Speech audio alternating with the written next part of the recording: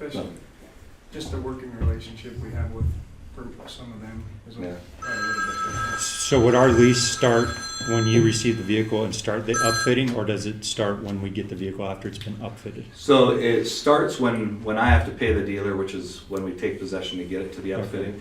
And that's why we want to try and coordinate that as close as we can. Yeah. Sometimes with some of our dealer partners, they'll give us up to 60 days before we have to actually start that lease. So if we can get that extra 60 days, we'll take advantage of it, but it just depends. The safe side is to say the moment Yeah. you own it and the work's starting on it, that's when the lease would start. So I know it's a huge headache for you, but that seems like a huge seller, having that's you guys why we help us offer out. it. Yeah, and admittedly, the law enforcement units are the most difficult ones for us to work on, but we also know it's some of the most important ones.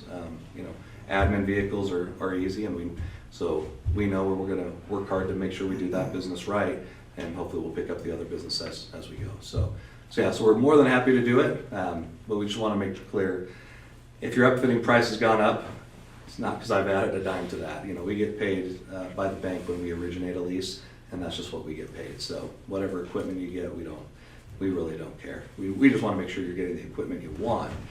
We get a signed PO that this is what you wanted.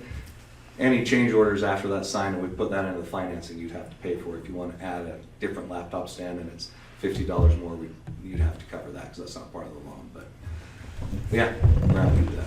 Is there a benefit for us to do multiple vehicles at one time rather than, because right now we're on an annual new vehicle, we have just a few deputies and they swap out to take turns.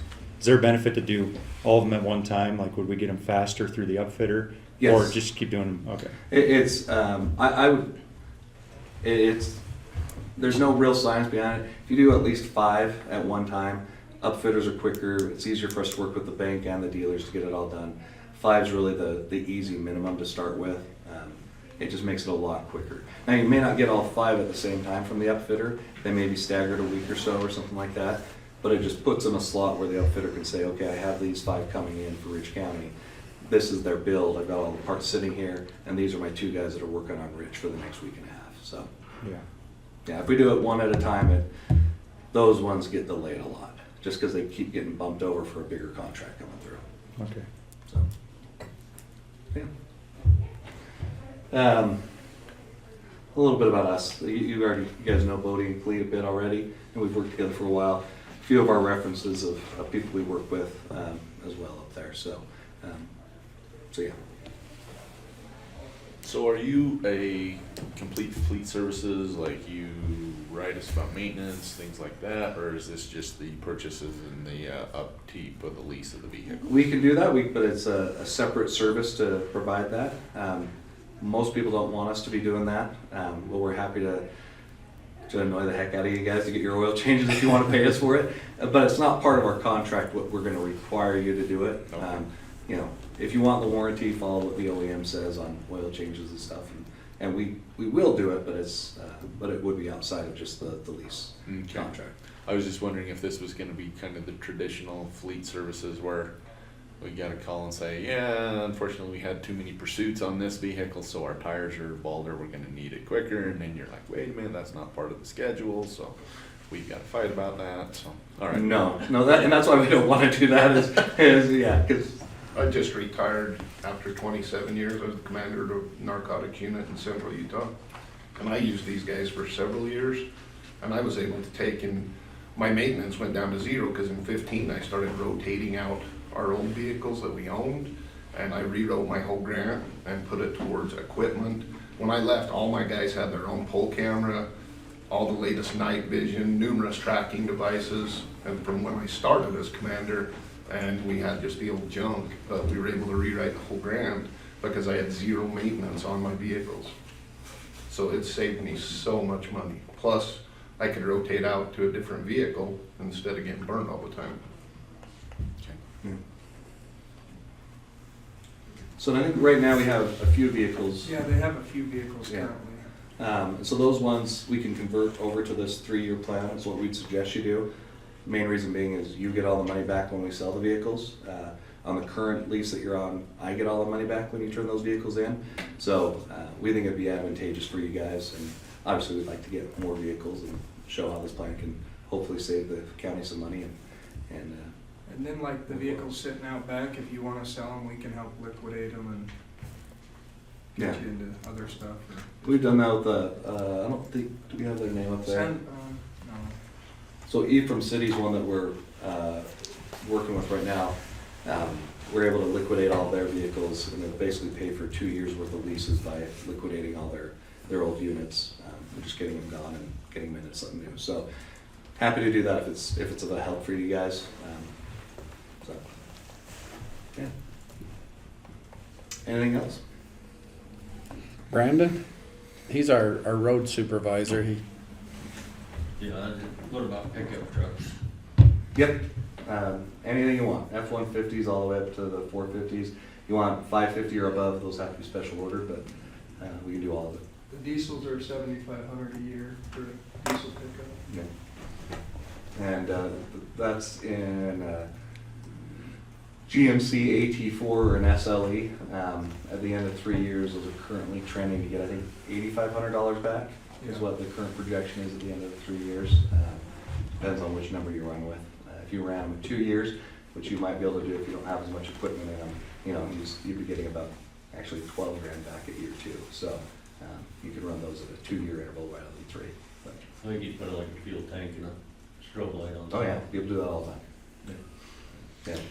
Would just thinking from our department's perspective, we're pushing anywhere between 25 to 30,000 miles per year. Mhm. Obviously, within 3, we're kind of starting to push that envelope of the value. Mhm. With the upfit costs, would it kind of wash out to do it every second year? You know what I mean? The department would use them for 2 years, and then we do it on the 3rd instead of doing the 3 and then on 4. So we'd have to double check the numbers. The upfit cost right now is really where we're seeing a huge increase. I mean, these used to be our undercover upfit used to be $4,000 and that's gone up to $7,000 in the last 90 days. So the equipment's really what's driving it more than anything. Mhm. I would say still probably stick to 3 years, but maybe we just have to slightly increase the lease rate for those units. That being said, if you're able to run diesel, we may not need that lease rate at all. A lot of guys want to run F-150s or Explorers, and for those we just have to because they just don't hold their value. But if you can run diesel, then we could be fine. Not quite sure the viability of that. Trying to do an emergency start on a nice cold morning. Yeah, Getting called out. Yep. But we can work through it. The Mine new started ones- every day the new last ones year. have the Yeah. heaters in Yeah, them, plug it in the there. rapid heaters, but like that AT4 has that off-road tire and everything, it'd probably be pretty good up there. Oh yeah, that'll. I think it's Drove a- yours. Yeah, we should have drawn mine up. Yeah, they're.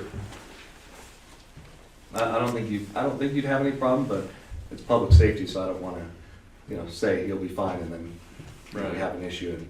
I ran all 4 diesels when I drove Tate out to them, and I never ever plugged one in, and we get in Millard, we're down, probably not as cold as here, but it gets pretty cold, and I never ever plugged it in, and it fired up every time I needed it.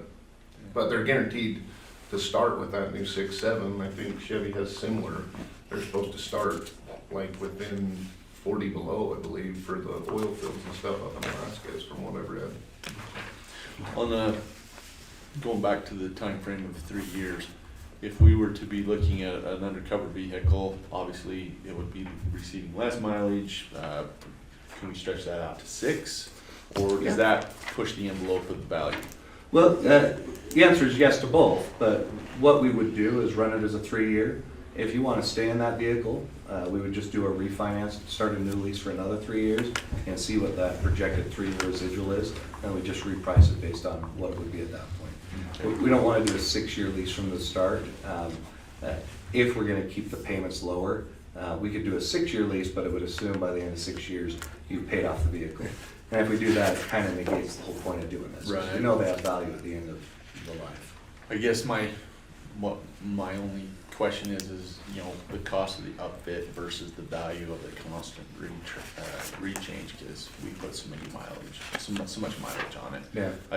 we wanna maximize the value that the county's getting back from the vehicles as compared to, you know, is it better to sit on it and own it, or is it better to turn it in, but the upfit's gonna wash out any savings or any Right. refund we might get out of that? Yeah, no, that makes sense. I think,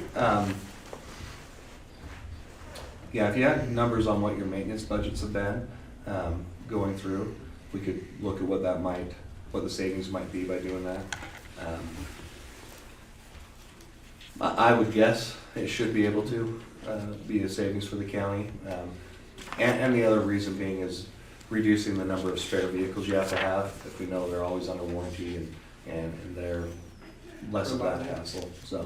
Yeah. But even the reason why I say that the diesel is a 90,000 mile diesel at 3 years, we're gonna have a solid residual. A 90,000 mile Ford Explorer, it's not gonna be as good, but we can budget for it and see what the numbers look like, so. That's the upfit swap at that 3 years, that's why I wanna push that out a bit more. I think that's probably gonna be a bigger cost for us, and downtime of having to swap the equipment in and out, because it's, you know, we love the guys at BLS and Premier and everywhere, they're just so dang busy, you know, if you've gotta wait 4 months to get your vehicles out, and we have a 24-month lease, well, we've just blown 20% of the time sitting in a shop, that's a waste of time, so. So we could figure it out, customize it, see what would be the best fit for you guys, so. Okay, so thank you. Anything else? All right. Appreciate you coming up. Thank you. We'll have some discussion on it and get with you Yeah, absolutely. on the ones that we already have leased and Yeah. And we can talk through some numbers.